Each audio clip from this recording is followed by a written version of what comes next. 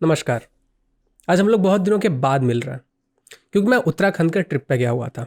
खैर, ये जो CAA राइट्स हुए थे, इसके ऊपर दिल्ली हाईकोर्ट ने ये कहा है कि जितने भी लोग अरेस्ट हुए थे उन सब का ये कहना है कि ये लोग सभी हिंदुओं को एक सबक सिखाना चाहते थे और ये चाहते थे कि ये लोग किसी भी तरीके से दंगे भड़का के इस देश से हिंदुओं को भगा दे। ये बातें तो पहले भी हो चुकी हैं। क्या आपको नहीं मालूम है?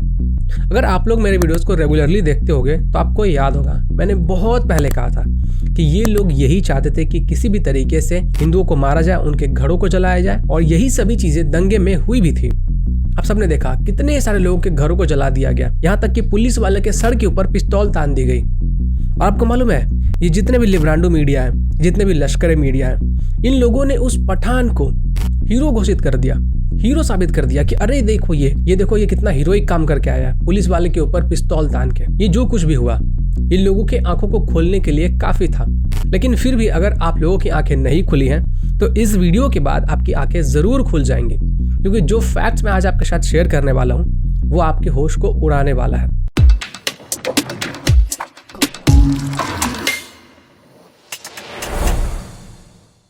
CAA कानून के बारे में जैसे ही लोगों को मालूम चला, पूरे देश के अंदर डर का माहौल फैल गया, जैसा रवीश चाचा कहते हैं। और ये जो डर का माहौल फैला था ये काफ़ी था हमारे देश के अंदर दंगों को भड़काने के लिए, दिल्ली के अंदर प्रोटेस्ट करवाने के लिए। लेकिन इन सब की शुरुआत कहाँ से हुई?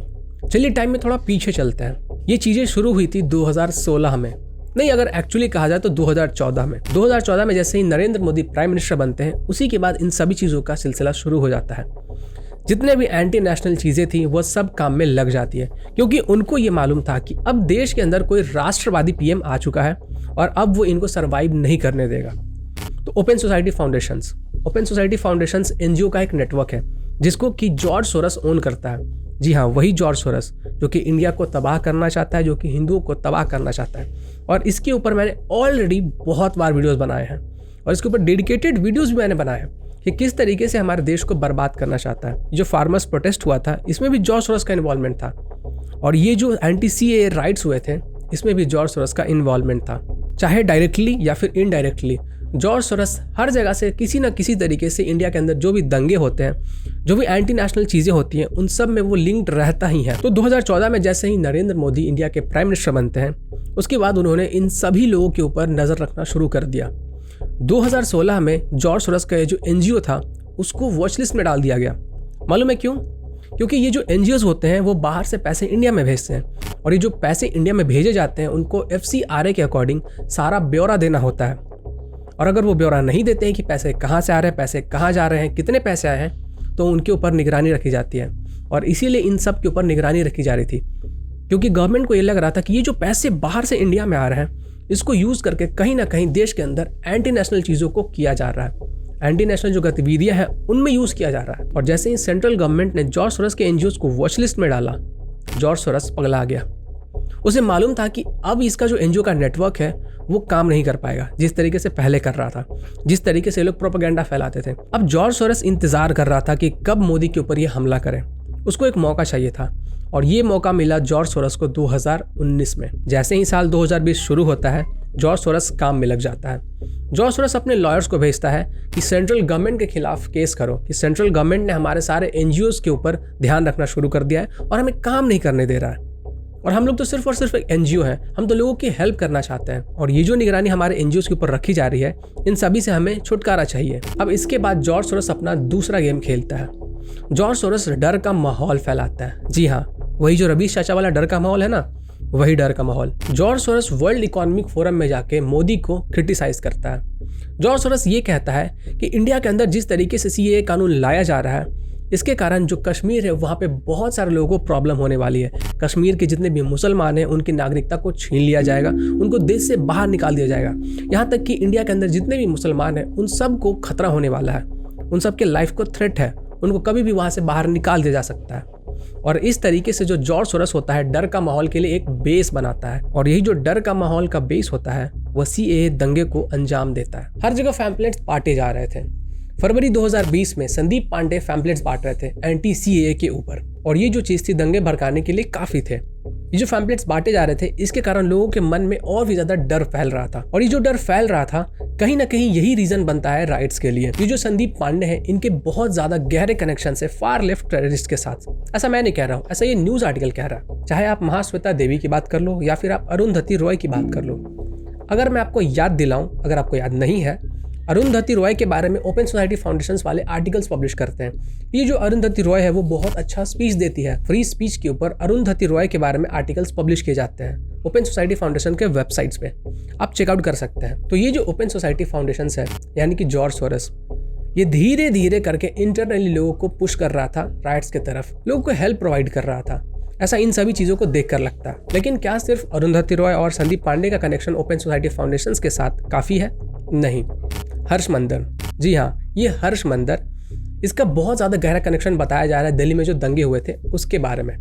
और ऐसा मैं नहीं कह रहा हूँ, बहुत सारे न्यूज आर्टिकल्स हैं, आप आराम से बैठ के पढ़ सकते हैं। कितना ज्यादा हर्ष मंदर का इन्वॉल्वमेंट था वो आपको इन सभी आर्टिकल्स को पढ़ने के बाद समझ में आ जाएगा। और यहाँ पे मैं एक चौंकाने वाला फैक्ट आपको बताता हूँ। ये जो हर्ष मंदर है, ये भी ओपन सोसाइटी फाउंडेशन के साथ काम करता है, एडवाइजरी बोर्ड का ये चेयरमैन है। चौंक गए?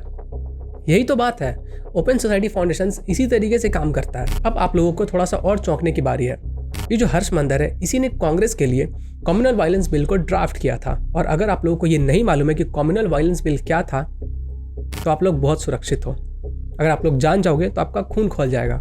कभी पढ़ लेना गूगल पे या फिर मेरे पुराने वीडियोस को रेफर कर लेना, आपको मालूम चल जाएगा। अगर एक लाइन में इस बिल के बारे में मैं आपको बताऊं, तो इंडिया में कहीं पे भी कोई भी कम्युनल वायलेंस होता तो उसमें सबसे पहले कार्रवाई हिंदुओं के ऊपर होती, चाहे गलती किसी की भी हो। खैर, ये जो एंटी सीएए प्रोटेस्ट चला, उसके बाद किस तरीके से दंगे हुए, कितने सारे लोगों की जान चली गई, और उसके बाद हमारे देश के अंदर जो अशांति फैली वो अलग, हमारे देश को जो नुकसान हुआ वो अलग, नरेंद्र मोदी का जो इमेज खराब हुआ वो अलग। खैर, ये लोग तो यही चाहते थे कि नरेंद्र मोदी का इमेज खराब हो और हमारे देश के अंदर अशांति फैल जाए। हमारे जो फॉर्मर प्राइम मिनिस्टर हैं मनमोहन सिंह, उनकी बेटी अमृत सिंह, वो भी जॉर्ज सोरस के ओपन सोसाइटी फाउंडेशन के साथ काम करती हैं।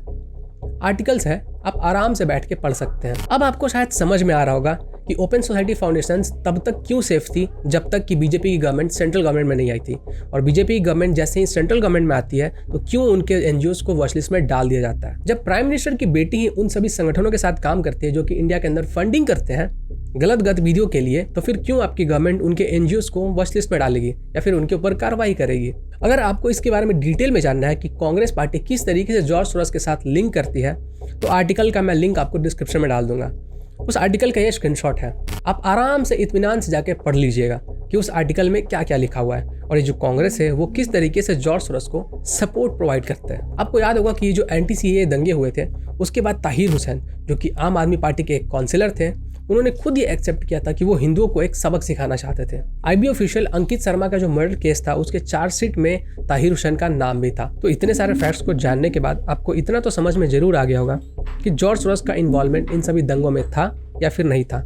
मैंने जितने भी फैक्ट्स थे वो सब आपके सामने रख दिए। और ये जो अरुंधति रॉय है, इन्होंने भी हाल ही में ये कहा है कि नरेंद्र मोदी को 5 साल से ज्यादा पीएम नहीं बनना रहना चाहिए, क्योंकि ये जो रॉय जी है ये मोदी को बार बार पीएम देख के फ्रस्ट्रेट हो चुके हैं। इनको मालूम है कि अगली बार भी पीएम मोदी ही बनने वाले हैं, इसलिए ये चाहती हैं कि अब कोई भी पीएम 5 साल से ज्यादा राज ना करे, अगले 5 साल के बाद कोई दूसरा पीएम बन जाए। तो इस पूरे वीडियो का क्या निष्कर्ष निकलता है? इस पूरे वीडियो का निष्कर्ष ये निकलता है कि इंडिया के अंदर आप जितने भी ये चीजें देखते हो, जो भी एंटी नेशनल गतिविधियां होती हैं, जो भी हमारे देश के अंदर दंगे होते हैं, उसमें कहीं ना कहीं घूम फिर के नाम सोरस का जरूर आता है, क्योंकि वो किसी ना किसी जरिए से फंडिंग जरूर प्रोवाइड करता है। ऐसा मैं नहीं कहता हूँ, ऐसा हमारी इंडियन गवर्नमेंट कहती है, बट हमारे लोगों को ये पता नहीं है। और जॉर्ज सोरस कहाँ इन्वॉल्व है ये तो आपने भी देखा, कांग्रेस किस तरीके से जॉर्ज सोरस के साथ इन्वॉल्व है, और हमारे देश के जो अलग अलग लिब्रांडो पत्रकार हैं, जो हमारे देश के अलग अलग मीडिया हाउसेस हैं, उनको जॉर्ज सोरस किस तरीके से फंडिंग प्रोवाइड करता है, ये हम लोग किसी और वीडियो में जानेंगे। तब तक के लिए नमस्कार, जय श्री राम।